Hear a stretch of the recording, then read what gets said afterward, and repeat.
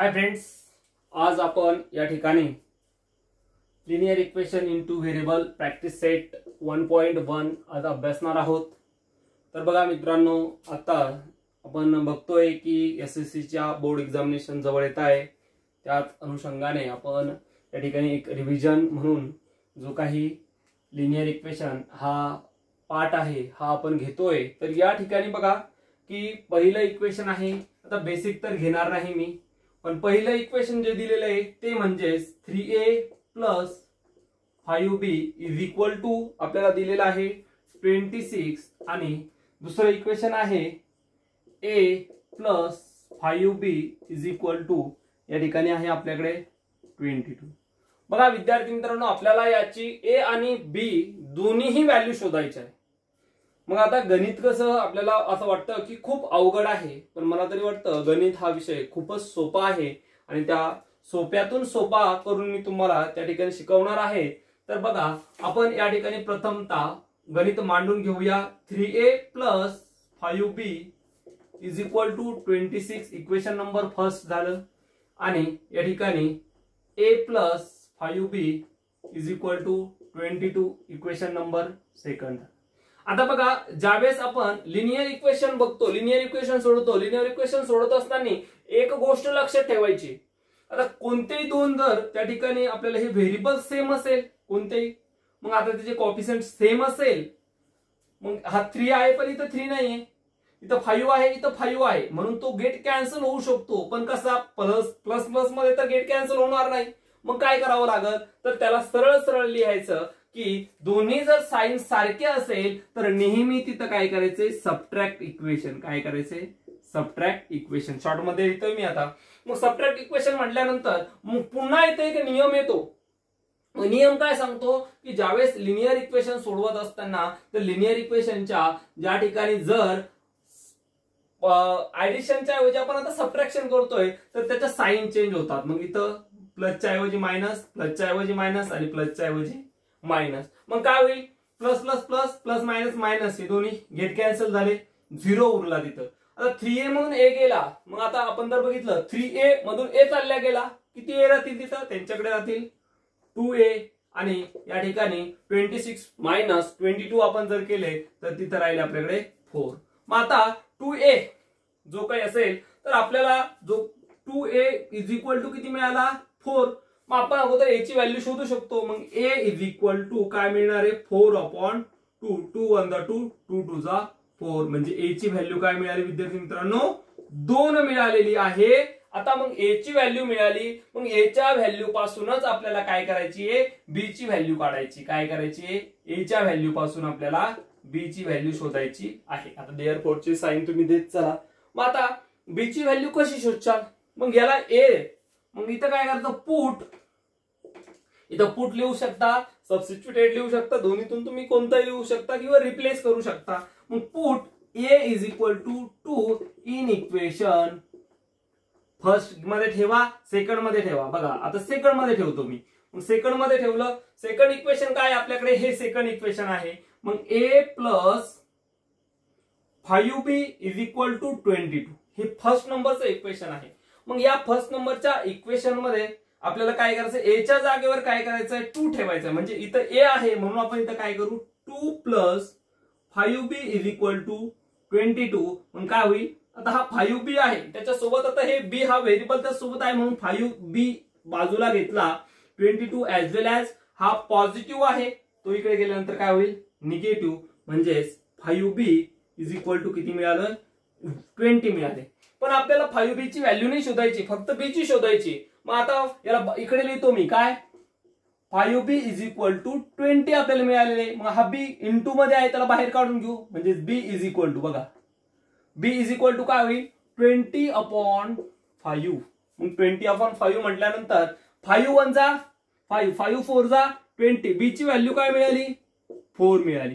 मग आता या ठिकाणी a ची व्हॅल्यू आपल्याकडे आहे आणि b ची सुद्धा व्हॅल्यू आपल्याकडे आहे। मग ती a ची व्हॅल्यू आहे 2 आणि b ची व्हॅल्यू आहे 4। मग या ठिकाणी हे आपलं इक्वेशन सॉल्व्ह झालं। मग इथं आपण घेऊ शकतो, this is solution of this equation.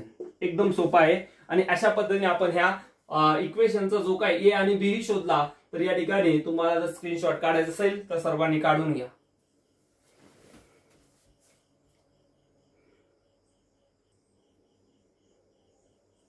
तर बघा विद्यार्थी मित्रांनो, आता दुसरं इक्वेशन आपल्याजवळ आहे आणि दुसरं इक्वेशन असं आहे x + 7y = 10 and 3x - 2y = 7. आता हे थोडंसं वेगळ्या पद्धतीने सोडवतो मी आणि पुन्हा बुकची ही मेथड सांगतो, म्हणजे शॉर्ट मेथड ही आपल्या लक्षात येईल. आता इथं बघूया आपण, इथं 7x + 7y = 10 आहे.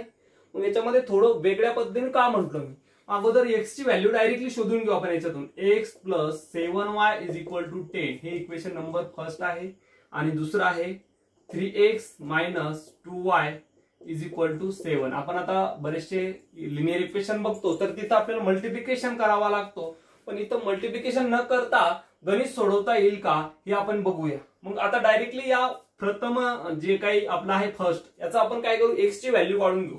मग कशी निघल, x = हा 10 घेतला, हा प्लस आहे तर तो पलीकडे गेला म्हणजे काय होईल 7y. आता x ची व्हॅल्यू आपल्याला मिळाली, मग ती x ची व्हॅल्यू एकदा पुट करून y ची व्हॅल्यू काढून घेऊ आणि नंतर पुन्हा x ची काढू.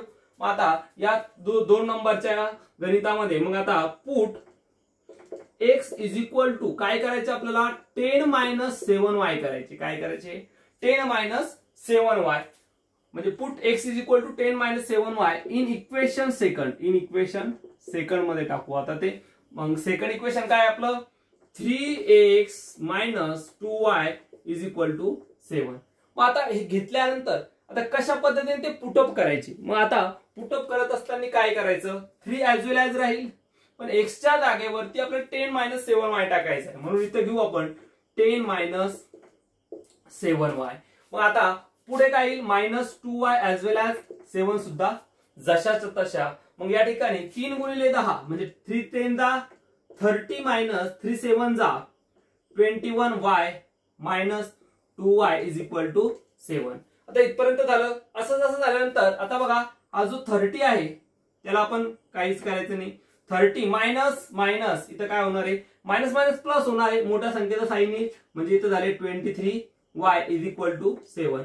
-23y आता हा =7 जसा ठेवू, हा 30 पलीकडे टाकू नंबर आहे तो पॉझिटिव्ह आहे, तिकडे काय होईल निगेटिव्ह, म्हणजे -30 -23y = काय येईल -23. मग आता बघा आपल्याला y ची व्हॅल्यू मिळणार आहे. मग y = बघा -23y -23 आहे, मग y इकडे काढला -23 -23 y ची व्हॅल्यू आली आपल्याकडं किती 1 या ठिकाणी मिळालेली आहे. मग आता x ची व्हॅल्यू शोधायची. तुम्ही म्हणजे सर x ची तर शोधली, पण ती x आपण फक्त त्याचे पुटअप केला, म्हणजे x काढून घेतला होता, पण x ची रिअल व्हॅल्यू काय ती शोधायची आहे. मग बघूया x याला काय करावं लागेल. आता बघा पुट y = 1 इन इक्वेशन, तुम्ही कोणत्यातही टाकू शकता, पहिल्यामध्ये टाका दुसऱ्यामध्ये टाका, नो प्रॉब्लेम. आपण पहिला घेऊया. मग put y = 1 in equation first, बघा फर्स्ट मध्ये टाकू. मग फर्स्ट इक्वेशन काय आहे x + 7y = 10. मग आता x + 7y = 10 जर आहे तर या ठिकाणी काय होणार आहे x = 10 मग आपल्याला आता या ठिकाणी y ची व्हॅल्यू काय करायची पुटअप करायची. लक्ष द्या. मग इथं काय येईल x + 7 × 1 ची व्हॅल्यू y ची व्हॅल्यू 1 आहे, इथं 1 घेतला = 10. मग x = 10 हा काय होईल -7 × 7. मग x ची व्हॅल्यू आपल्याला मिळालेली आहे या ठिकाणी 3. मग आता बघा x किती मिळाला आपल्याला 3 मिळाला आणि y किती मिळाला 1, म्हणजे 3 आणि 1 हे काय झालं सोल्युशन झालं. मग इथे लिहून टाकू आपण this is solution of this equation. अशा पद्धतीने तुम्ही लिहून घेऊ शकता, स्क्रीनशॉट काढू शकता.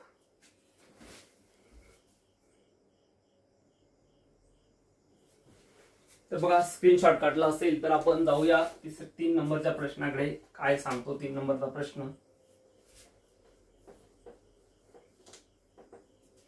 बघा तर 3 नंबरचा प्रश्न असा आहे की त्या ठिकाणी 2x - 3y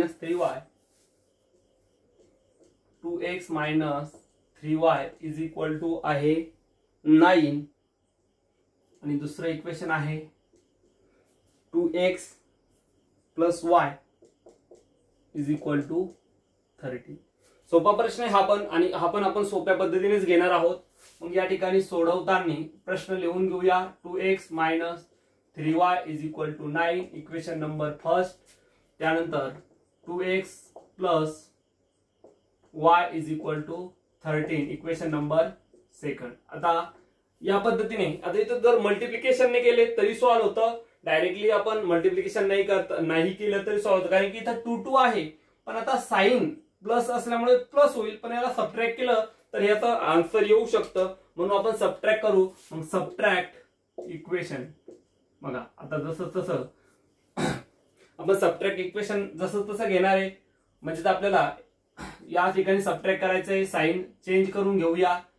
2 प्लस म्हणजे 2 2 काय होऊन जाईल, गेट कॅन्सल होईल. इथं minus plus minus minus minus plus होईल, म्हणजेच काय आले 4y मिळाले. आणि इथं प्लस मायनस मायनस होऊन जाईल, म्हणजे 13 मधून 9 गेले तर मायनस 4 राहतील, म्हणजे y इज इक्वल टू आपल्याला काय मिळाला -4 अपॉन -4, म्हणजे y ची व्हॅल्यू मिळाली आपल्याला 1. मग आता y किती सोपं होतं बघा.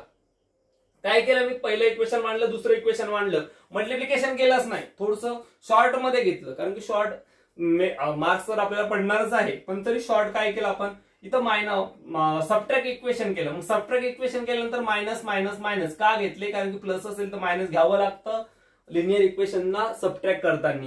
मग आता 2 2 गेट कॅन्सल झाला, minus plus minus minus minus plus, म्हणून 3 plus y is equal to 4. मोठ्या संख्येचं साइन डोनेट केलं, 9 मधून 13 जात नाही, 13 मधून 9 काढले 4, पण -4 या ठिकाणी मिळाले. मग y ची व्हॅल्यू मिळाली 1. मग आता y ची 1 मिळाल्यानंतर आता x ची व्हॅल्यू आपल्याला काय करायची, शोधायची. मग काय करावं लागेल, put y is equal to 1 in equation, कोणत्या, सेकंड मध्ये ठेवा किंवा फर्स्ट मध्ये ठेवा. मग आपण ठेवू सेकंड मध्ये. कुठं ठेवायचं आहे, सेकंड मध्ये. सेकंड नंबरचं इक्वेशन काय आपल्याकडं, 2x plus y is equal to 13. मग इथं 2x ऍज वेल ऍज राहू देऊ, y ची व्हॅल्यू 1 ठेवायची, 1 इज इक्वल टू 13. मग 2x इज इक्वल टू, आता हा 13 इथे घेतला, हा प्लस 1 आहे, इकडे जाऊन -1 होईल. मग इथं काय होईल, 2x इज इक्वल टू 12. मग x is equal to 12 upon 2, म्हणजेच x ची व्हॅल्यू 2 1 2 2 6 12, x ची व्हॅल्यू काय मिळाली, 6 मिळाली. म्हणजेच या ठिकाणी x मिळाला, x आणि y ची व्हॅल्यू आपल्याला मिळालेली आहे. x मिळाला, किती मिळाला x बघा, 6 आणि y मिळाला 1. मग इथं घेऊ 6 आणि 1. मग या ठिकाणी this is a solution of this equation. एकदम सोपा आहे मित्रांनो, काहीच अवघड नाही, गणितामध्ये टेन्शन घ्यायची गरज नाही. अतिशय सोप्या पद्धतीने आपण या ठिकाणी प्रत्येक इक्वेशन बघतोय, आणि हा प्रॅक्टिस सेट एकदम सोप्या पद्धतीने आपण अभ्यासणार आहोत.